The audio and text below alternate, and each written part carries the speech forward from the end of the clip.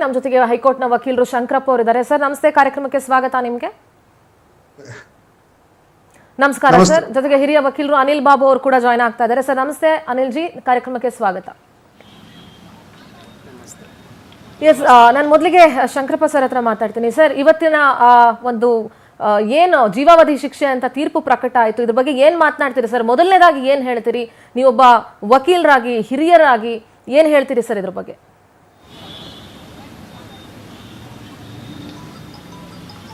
ಸಂಭ್ರಮಿಸುವಂತ ವಿಚಾರ ಅಲ್ಲ. ಖಂಡಿತ ಸರ್, ಖಂಡಿತ. ಒಂದು ಹೇಳ್ತೀನಿ, ಯಾಕಂದ್ರೆ ನಾವು ಎಲ್ಲ ಮಾನವೀಯ ಸಮಾಜದಲ್ಲಿ ಜೀವನ ಮಾಡ್ತಾ ಇದ್ವಿ. ಯಾವುದೇ ವಿರೋಧಿ ಆಗಿದ್ರು, ಇನ್ನೊಬ್ಬರಾದ್ರು, ಮತ್ತೊಬ್ಬರಾಗ್ಲು ಸಂಭ್ರಮಿಸುವಂತ ಒಂದು ಮನೋಭಾವನೆ ನಾವು ಬೆಳೆಸ್ಕೋಬಾರ್ದು. ಒಂದು ಒಬ್ಬ ಅಪರಾಧಿ ಅಂತ ತಕ್ಷಣ ಅವರು ಶಿಕ್ಷೆ ಆಗಿದೆ ಅಂತ ಅದು ಅಷ್ಟಕ್ಕೆ ಮಾತ್ರ ನಾವು ಸೀಮಿತ ಆಗಬೇಕು. Behind that we should not go behind that. ಕಾನೂನಾತ್ಮಕವಾಗಿರ್ತಕ್ಕಂಥ ವಿಚಾರಗಳಲ್ಲಿ ಬಿಕಾಸ್ ನಾವು ರಾಕೇಶ್ ಶೆಟ್ಟರ್ ಈಗ ಮಾತಾಡ್ತಾ ಗಮನಿಸಿದೆ.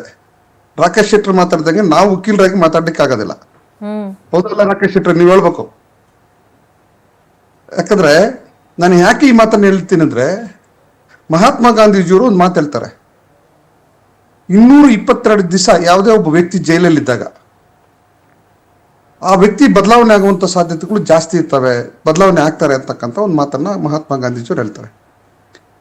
ಇವತ್ತು ಅನೇಕ ದೇಶಗಳು, ಸುಮಾರು 192 ದೇಶಗಳ ಪೈಕಿ 84 ರಾಷ್ಟ್ರಗಳು ಈ ಡೆತ್ ಸೆಂಟೆನ್ಸ್ ಅನ್ನ ವಿರೋಧ ಮಾಡ್ಕೊಂಡು ಬಂದಿದ್ದಾರೆ. ಅಂದ್ರೆ ನಾನು ಯಾಕೆ ಈ ಎರಡು ಮಾತನ್ನ ಹೇಳ್ತಾ ಇದ್ದೀನಿ ಅಂದ್ರೆ, ಯಾವುದೇ ಒಂದು ಶಿಕ್ಷೆ ಸಮಾಜದ ಸುಧಾರಣೆ ಮತ್ತು ವ್ಯಕ್ತಿ ಬೆಳವಣಿಗೆಗೆ ಅನುಕೂಲ ಆಗ್ಬೇಕು. ಜೈಲುಗಳು, ಕಚೇರಿಗಳು, ಕೋರ್ಟ್ಗಳು ಇವೆಲ್ಲ ಇರೋದು ಒಂದು ಸಮಾಜವನ್ನ ಸುಧಾರಣೆ ಮಾಡುವಂತ ನಿಟ್ಟಿನಲ್ಲಿ ಇರುವಂತ ಒಂದು ಶಿಕ್ಷೆಗೆ ಒಳಪಡಿಸುವಂತ ಪ್ರಕ್ರಿಯೆಗಳಿವೆಲ್ಲ ಅಷ್ಟೇ. ಇವರು ತಪ್ಪು ಮಾಡಿದ್ದಾರೆ, ತಪ್ಪು ಮಾಡಿಲ್ಲ ಅಂತ ಕೋರ್ಟ್ ತೀರ್ಮಾನ ತಗೊಂಡಿದ್ದೀವಿ. ಆಲ್ರೆಡಿ ತೀರ್ಮಾನ ತಗೊಂಡಿರ್ತಕ್ಕಂಥದ್ದನ್ನ ನಾವು ಗೌರವಿಸ್ಬೇಕು, ಬೇರೆ ದಾರಿ ಇಲ್ಲ.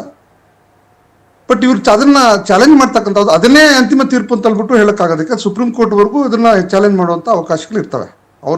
ಇವ್ರು ಗೆದ್ರೆ, ದೂರುದಾರ ಗೆದ್ರೆ ಅಕ್ಯೂಸ್ಡ್ ಚಾಲೆಂಜ್ ಮಾಡ್ತಾರೆ.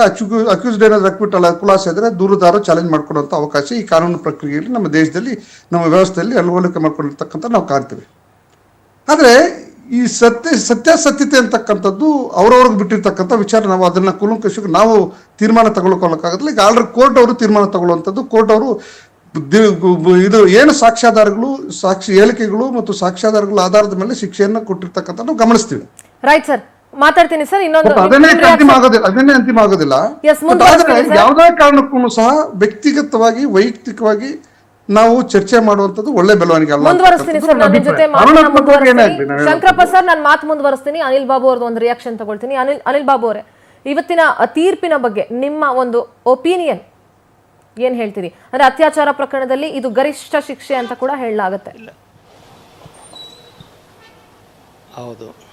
ಹೌದು. ಇವಾಗ ಏನು ಇವತ್ತು ಇನ್ನು ಜಡ್ಜ್ಮೆಂಟ್ ಏನು ಬಂದಿದೆ, ಇವತ್ತು ಬಂದಿರುವಂಥದ್ದು ಜೀವಾವಧಿ ಶಿಕ್ಷೆ ಅಂತ ಏನಾಗಿದೆ, ಟಿಲ್ ಲೈಫ್ ಅಂತ ಆಗಿರೋದು. So rest of the life ಅವರು ಜೀವಾವಧಿ ಅವ್ರು ಇರಬೇಕಾಗತ್ತೆ. ಸೊ ಇವತ್ತು ಅವರು ಈ ವಿಷಯದಲ್ಲಿ ಪ್ರಜ್ವಲ್ ಅವ್ರಿಗೂ ಸಹ ನಾನು ಮಾತಾಡಿದ್ದಾಗ ಅವ್ರಿಗೂ ಸಹ ತುಂಬ ಬೇಜಾರಾಗಿದೆ. ಸೊ ಮುಂದಿನ ಏನಿದೆ ಅಪೀಲ್ ಇರ್ಬೋದು, ಏನು ಹೈಕೋರ್ಟ್ ಮೊರೆ ಹೋಗುವಂಥದ್ದು ಏನಿದೆ ಅದು ಮುಂದಿನ ದಿನಗಳಲ್ಲಿ ಮಾಡ್ತೀನಿ ಅಂತ ಹೇಳಿ ಅವ್ರು ಹೇಳಿದ್ದಾರೆ. ನೋಡೋಣ, ಏನು ಕಾಯ್ದು ನೋಡಬೇಕು. ಇವತ್ತು ಜಡ್ಜ್ಮೆಂಟ್ ಬಂದಿರೋದನ್ನು ನಾವು ವಿಶ್ಲೇಷಣೆ ಮಾಡೋಕ್ಕಾಗಲ್ಲ. ಯಾಕಂದರೆ ಅದು ಸರಿ ಇರ್ಬೋದು, ಇಲ್ಲ ತಪ್ಪಿರ್ಬೋದು. ಅದು ಒಂದು ಸರಿ judgment is always a judgment. So ಅದನ್ನು ನಾವು ಅದ್ರ ಬಗ್ಗೆ ನಾವು ವಿಶ್ಲೇಷಣೆ ಏನು ಮಾಡೋಕ್ಕಾಗಲ್ಲ. ಬಟ್ ಇವತ್ತು ಆಗಿರುವಂಥದ್ದು ಏನು ಬೆಳವಣಿಗೆ ಇದೆ, ಸೊ ಎಲ್ಲೋ ಒಂದು ಕಡೆ ಕೆಲವರಿಗೆ ಒಳ್ಳೆಯದಾಗಿದೆ, ನ್ಯಾಯಕ್ಕೋಸ್ಕರ ನ್ಯಾಯ ಏನಿತ್ತು, ನ್ಯಾಯ ದೊರಕಿದೆ ಅಂತ ಒಬ್ಬರು ಹೇಳ್ಬೋದು. ಬಟ್ ಇವ್ರ ಕಡೆ ಇವ್ರ ಕಡೆ ಏನು ಅಕ್ಯೂಸ್ ರೇವಣ್ಣ ಅವ್ರ ಕಡೆ ನಾವು ಹೇಳಕ್ಕೆ ಹೊರಟಾಗ ಅವ್ರಿಗೆ ಇದರಲ್ಲಿ ಅನ್ಯಾಯ ಆಗಿದೆ, ನಾವು ಅಪೀಲ್ ಹೋಗ್ತೀವಿ, ಸರಿಯಾಗಿ ಆರ್ಡ್ರ್ ಬಂದಿರುವಂಥದ್ದಲ್ಲ ಅಂತ ಅವರ ಭಾವನೆ ಇರೋ ಕಾರಣ. ಸೊ ಮುಂದಿನ ದಿನಗಳಲ್ಲಿ ಅವ್ರ ಕಾನೂನು ಹೋರಾಟ ಹೆಂಗೆ ಮಾಡ್ತಾರೆ ಅದನ್ನು ನೋಡೋಣ. Okay, yes, over to you Rakesh sir. ಈಗ ಶಂಕರಪ್ಪ ಸರ್ ಮಾತಾಡ್ತಾ ಇದ್ದಾಗ, it is not personal fight. ಇದು ಒಬ್ಬನ ಪರ್ಸನಲ್ ಫೈಟ್ ಅಲ್ಲ, ಇದು ನ್ಯಾಯಾಂಗದಲ್ಲಿ ಆದಂತಹ ಒಂದು ಜಡ್ಜ್ಮೆಂಟ್ ಅಂತ ಇಬ್ರು ಹೇಳ್ತಾ ಇದ್ರು.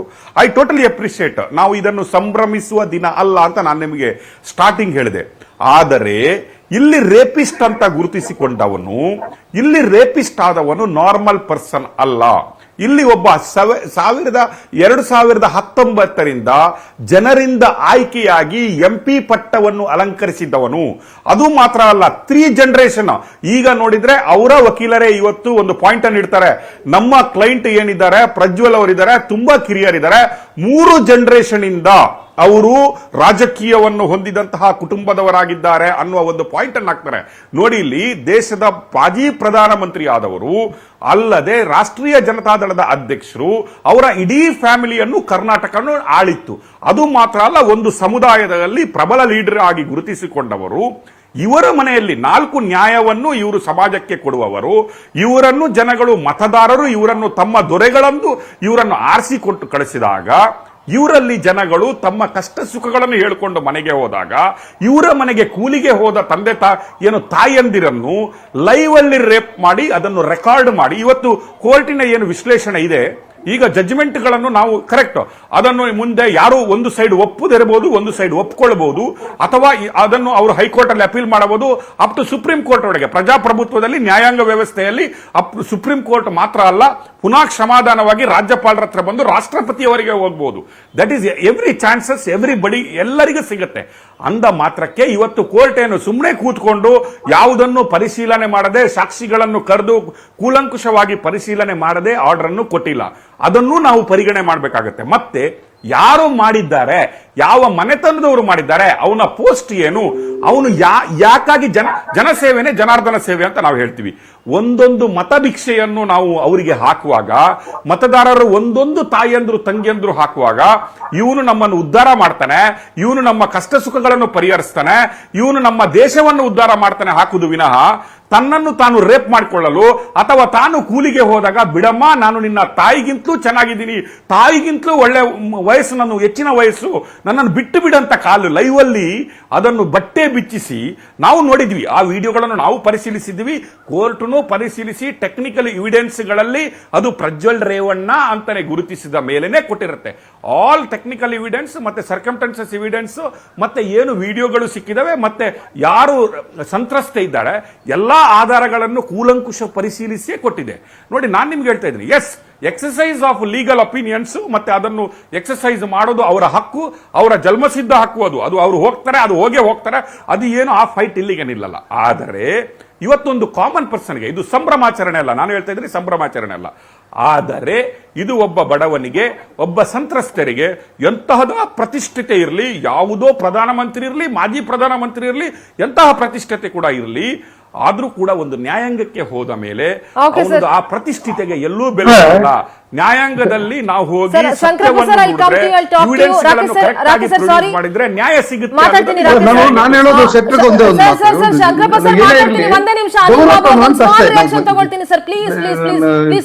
ಗೌರವಪೂರ್ವಕವಾಗಿ ಮಾತಾಡಿದ್ರೆ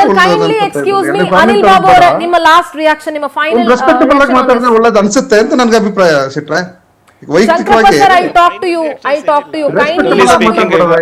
ಯಾಕೆ ಅವನು ಇವನು ಮಾತಾಡೋದು ಜನರಲಿ ಸ್ಪೀಕಿಂಗ್ ಏನಿದೆ, ಬೀಯಿಂಗ್ ಅಡ್ವೊಕೇಟ್ ಬಿಟ್ಟು ಮಾಡಿದ್ರೆ ಜನಸಾಮಾನ್ಯರಿಗೆ ಇವತ್ತು ಏನು ಜಡ್ಜ್ಮೆಂಟ್ ಬಂದಿದೆ, ಇವಾಗ ಏನು ಹೇಳಿದ್ರು ನಮ್ಮ ರಾಕೇಶ್ ಸರ್ ಅವರು ಏನು ಹೇಳಿದರು, ಅವರು ಹೇಳಿದಾಗ ಏನಾಗಿದೆ, ಇವತ್ತು ಯಾರೇ ಇರಲಿ, ಎಷ್ಟು ಕೋಟಿ ಇರಲಿ, ಯಾವುದೇ ಹುದ್ದೆ ಇರಲಿ, ಪ್ರಧಾನಮಂತ್ರಿ ಆಗಿರಲಿ, ಇವತ್ತು ನ್ಯಾಯ ಏನಿದೆ, ಜಸ್ಟಿಸ್ ಆ್ಯಸ್ ಎ ನ್ಯಾಯಪ್ರಭವಾಗಿ ಇವತ್ತು ಬಂದಿರುವಂಥದ್ದು.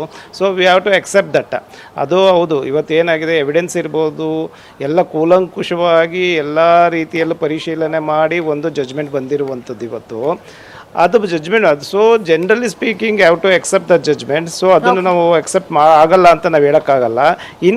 ಮುಂದಿನ ಕೋರ್ಸ್ ಆಫ್ ಆ್ಯಕ್ಷನ್ಸಲ್ಲಿ ಏನಾದ್ರು ಅಪೀಲ್ ಹೋಗುವಂಥ ಸಂದರ್ಭದಲ್ಲೂ ಸಹ if there is any overlook evidence ಏನಾದ್ರು ಓವರ್ಲುಕ್ ಮಾಡಿರುವಂಥ ಸಂದರ್ಭ ಇರ್ಬೋದು, ಅದರ್ವೈಸ್ ಎನಿ ಯಾವುದಾದ್ರೂ ಒಂದು ಮೆಟೀರಿಯಲ್ ಆಬ್ಜೆಕ್ಟ್ಸ್ ಇರ್ಬೋದು, ಇಲ್ಲಾಂದರೆ ಬೇರೆ ಥರ ಯಾವುದೇ ಸಾಕ್ಷಿಗಳು ಸರಿಯಾಗಿ ಪರಿಗಣಿಸಿಲ್ಲ ಅನ್ನೋದನ್ನು ಅಪೀಲಲ್ಲಿ ಮಾತ್ರ ನಾವು ಹೇಳ್ಬೋದು ಬಿಟ್ಟರೆ. ಸೊ ಈಗ ಬಂದಿರುವಂಥ ಜಡ್ಜ್ಮೆಂಟಲ್ಲಿ ಈಗ ದಿಸ್ ಪ್ರೆಸೆಂಟ್ ಸಿನಾರಿಯೋ, ಪ್ರೆಸೆಂಟ್ ಸಿಚುವೇಶನ್ಸಲ್ಲಿ ಯಾವುದೇ ವಿಶ್ಲೇಷಣೆ ಸಹ ನಾವು ಮಾಡೋಕ್ಕಾಗೋದಿಲ್ಲ. ಸೊ ಜನರಲಿ ಸ್ಪೀಕಿಂಗ್ ಒಂದು we have to accept the judgement, whatever the judgement ಎಲ್ಲ ಒಂದು ಪರಿಶೀಲನೆ ಮಾಡಿ ಕೊಟ್ಟಿರುವಂಥದ್ದು. So we have to welcome the judgement. Okay, right. Thank you so much Anil Babu ಅವರೇ, ಪವರ್ ಟಿವಿ ಜೊತೆ ಜಾಯ್ನ್ ಆಗಿದ್ದಾಗೆ. ಎಸ್.